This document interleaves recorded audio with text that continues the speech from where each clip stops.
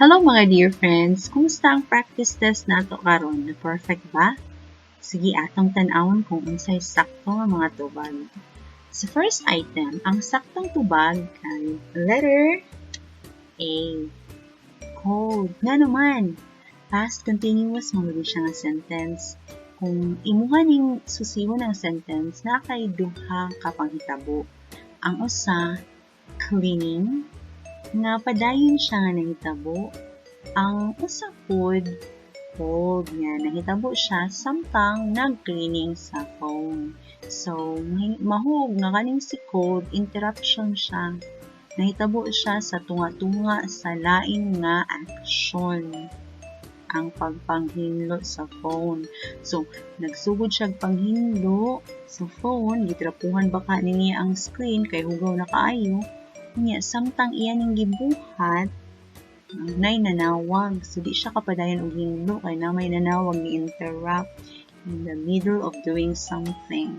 So mo na siya ang specific time kintahan. So kung kaniyang atong ipasabot na nailaing nahitabo samtang nanghinlo nailaing nahitabo in the middle of that.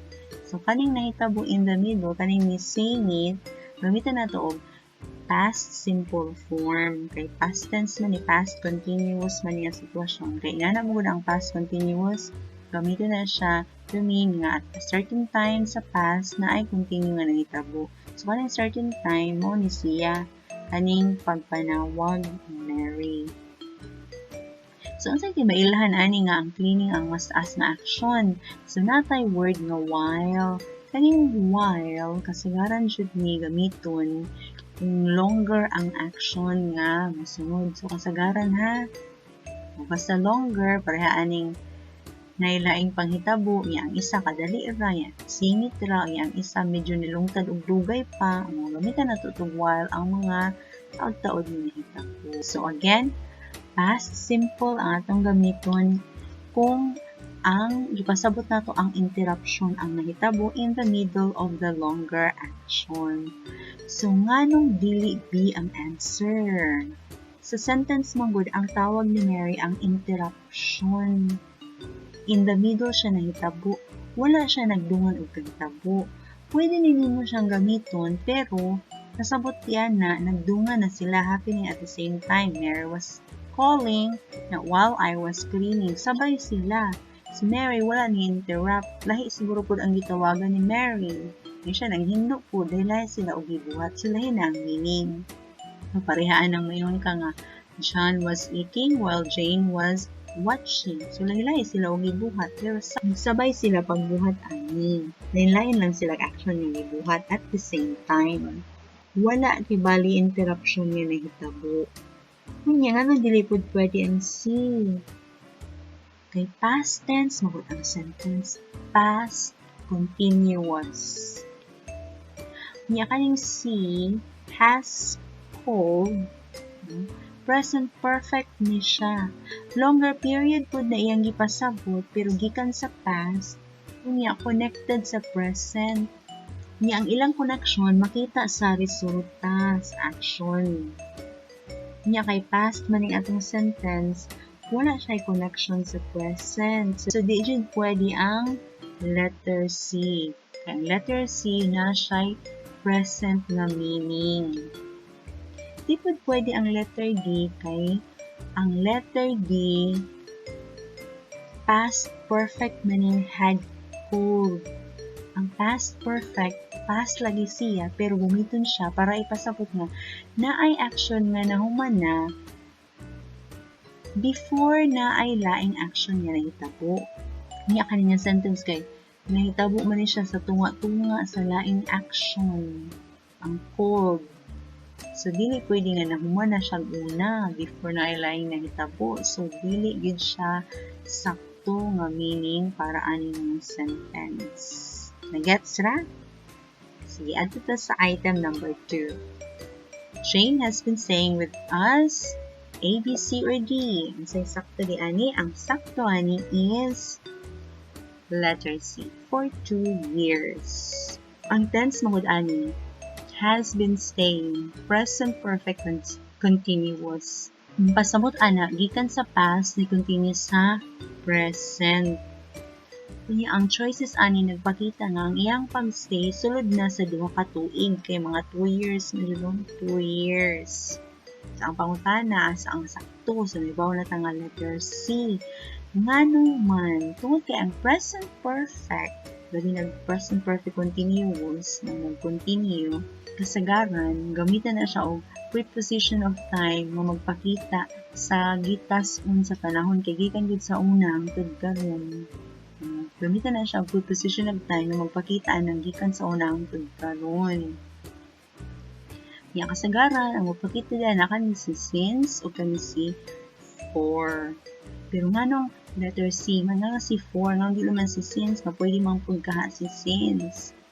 Pag for man good, ang sumpay niya ana, nga word, gamitan namin ang for, para ani nga meaning. Ang sunod ana nga time word is nag-indicate of total period of time. Para anong for 2 years. Pila ka tuig na? 2 years. Mo-answer man siya sa question na how long gikan sa unang sa karon. So, nagstay si Jane sa amua og 2 ka tuig na sa total period of time. Kaning since, pwede ni siya muhatag mo kumpleto sa meaning ani nga sentence, pero dili ni mao iyahang sumpay. Kaya kani si since, ang sumpay niya, mo nang sayop siya, kay specific nga oras kanus nagsugod. Tuig ba inibutang, petsa ba, basta dili total period of time. So, para ani nga sentence, pwede nimo siyang ilisan og since 2018 kung karon present ay atong basihan. 2020 naman tayo, 2 years naman. So, since 2018. So, maabot na siya og 2 years kung imong sumatutadon. Ang B, dili po pwede, kaya wala man siya time indicator. Wala siya nagpakita how long, wala preposition nga nag-help sa iyaha para ana. So, wrong iyang structure. B, dili po pwede, kay ang ago, pang past tense na siya.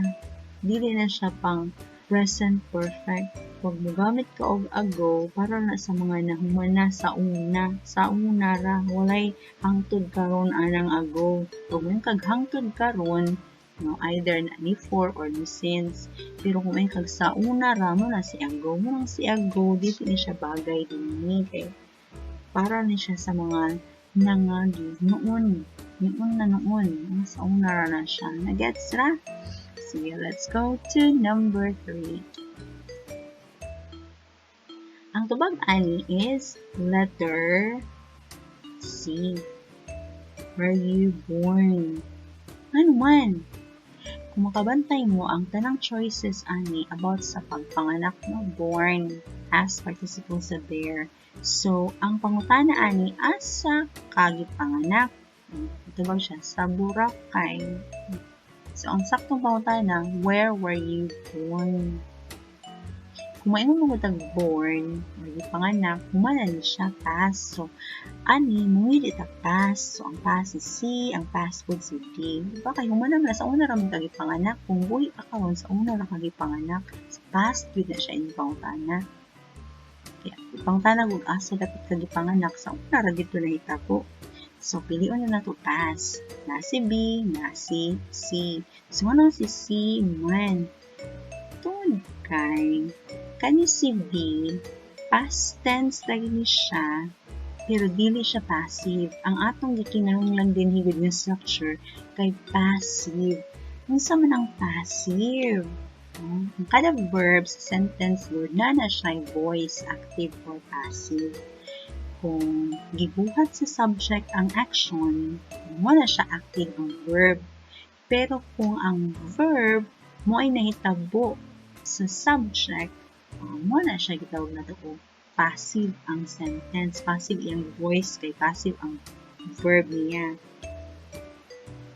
So, kaning born, kaning pagpanganak, kasi may nanganak ani, ikaw ba? pagkaanak nimo, ikaw din ang anak nimo, ang imong inahan. So dili ikaw ang mihimo ana. Ang imong inahan, unsa man ang pagka-born, nahitabo na siya sa imong nga. Mo nang passive ang structure nga atong gamiton. Kung gusto ko nga ma-active ni, no, change na to ang sentence. Where did your mother bear you? Pero strange kaayo, no? Kay kung focus mo kay ikaw, mo lang natay active or passive na verb kay depende sa focus. So, ang focus na to ang subject. Ikaw man ang subject. So, about sa imuha, about sa nahitabo sa imuha, mo lang passive. Dili ta mo adto sa imong mother. Unya, dili pwede ang A kay obviously, dili siya past tense, present tense siya. So, dili siya pwede. Passive siya, pero dili mao yang tense. Ang be po, dili siya pwede bisan og past tense siya kay dili man sakto ang iyang structure. Ang passive man good dapat be verb plus past participle of the verb. So, be verb, pareani kay past man ta were, past participle sa verb nga bear, born. Niya kani, kung gamit ta og did, di man na siya be verb. So, di siya pwede, di siya pang passive. Niya, sayo pag yun ang iyang sumpay kay ang did, dapat base form, bear, unta na siya. Pero di gyapon siya sakto para ani nga situation. Murang dili pwede si letter D. Sayop iyang structure, sayop pa jud ang iyang meaning. Dili pud pwede ang D kay present perfect man siya. Sa past man ang atong focus ani asa gipanganak. Walay connection sa present kay ang asa ra man siya gipanganak sa past mo gito nga panghitabo. So, dako kayo ni nga past, dili pwede ang present perfect. Nagets ra? Sige, let's go to item number 4. Ang saktong tubag ani kay letter D. We were going. Indirect speech magud ni siya na belong a structure. In this case, ang question gihimong indirect statement. Ang question ani is, where are we going? Unsa man yung indirect or reported speech? From the word report, giutro lang nimo ang sulti or ang gisulti sa uban, pero wala nimo gi-quote tanan, imong gi-indirect. So kasagaran mo gamit ani, she said that, they told me that, they asked me why, how, kana pang sa Bisaya may tag iingon sila nga nung kana sila kung mao nag-relay niya to ang original nga message. So mahibawan nato nga indirect speech reported ni siya kay gikan man siya sa pangutana nga where are we going, kay naman si where din niya ang choices kay about asa kadung going. Now, kung question himuong reported speech, na-change sa iyang word order. Gikan sa question word nga where nga dapat sundan sa verb, no? Pag ma-indirect na siya, ang question word sundan na siya sa subject. Niya ang pangutana nganong were na, nganong dili are. Ang original kay are, nganong na we're going naman. Ang basic rule man good pag maghimo ka indirect speech, ang present tense sa original nga sentence, mahimo na siyang past tense sa indirect speech. Mao na siya pinaka-safe na rule. Na yung mga specific rules, pwede i-keep nimo ang present, pero generally, past from present to past. Kung past simple po siya, mahimo po siyang past perfect.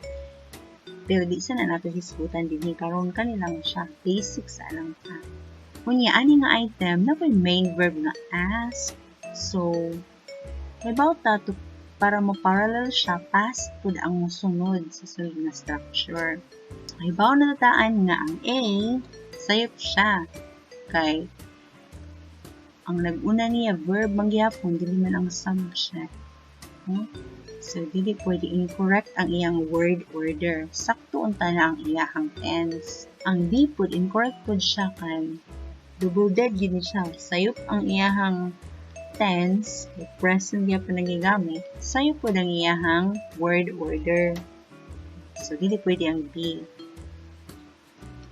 Dili po pwede ang C, kay although sakto iyahang word order, no, sayo iyahang tense. Nagsulod siya sa we, sa subject, nagigamit sa clause nga where, nagigamit sa ani nga clause, pero present tense man yung gamit.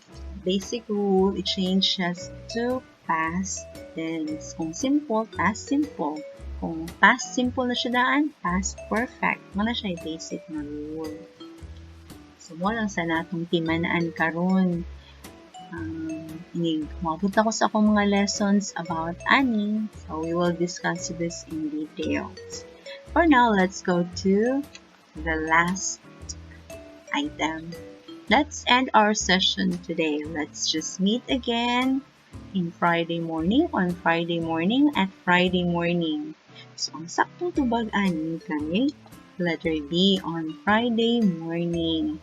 Kani manggod nga item about ni sa mga prepositions of time in, at, o on.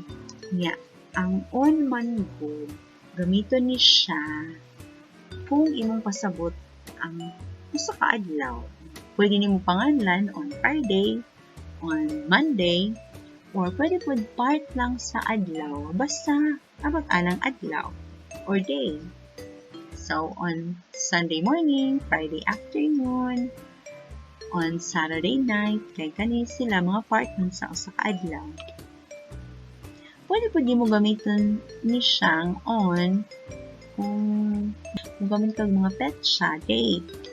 Nung petsa na, on November 1, on December 24, 2020, complete man siya na year, December 1, 2020, or on December 1, lang, basta kay, nagpasabot siya og usa ka adlaw, or part anang usa ka adlaw. Bisan ngalan sa event, pwede siya on your birthday, on our anniversary, on Christmas. Kay ka naman siya, nag-refer siya sa usa ka adlaw. So, kaning item, gipanganlan man ang morning, Friday morning man. So, gamitan gyapon nato siya og on. So, anong dili ang in? Tungod kay ang in, gamitin siya pang period of time. Dili siya specific. As long as period of time. In the morning. Period of time per siya the whole morning. Not specific nga unsa nga adlaw. Mas dako siya ng scope or gamay man siya ang scope. Basta period of time. Longer man or shorter. Basta dili about usa ka adlaw. Kaning adlaw period of time magyapon na siya pero sa on nga na siya. Giangkon na siya sa on. So the rest ng mga period of time, morning, in the afternoon, in the evening, gamitan natin na siya. Pwede po sa katuig. Pwede po ang tibuok buwan in June, in the month of June.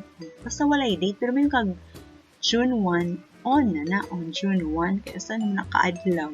Pwede po siya sa katuig in 2020, in 2019, in the year. Pwede po siya usa ka century, in the 21st century. Basta period of time, wala siya si in. Except sa adlaw, ang on, pang adlaw, yun na siya. Dili po pwede ang at, kay, nga naman, ang at para sa specific time, maguli siya, specific point of time, para ng oras, ba? Punto sa oras, para diyan ng at 10 o'clock, at 9:45, at noon, kaya noon, 12 na siya, diba? At midnight, 12 gyapon na siya. Point of time. Of course, exception gyapon is si night. Meron tag at night. Is a period of time si night, But, may mga exceptions ani. But, kita mo focus sa exceptions. Adto lang ta sa mga basic nila nga gamit. Si on, pang day. Si in, pang period of time na dili specific.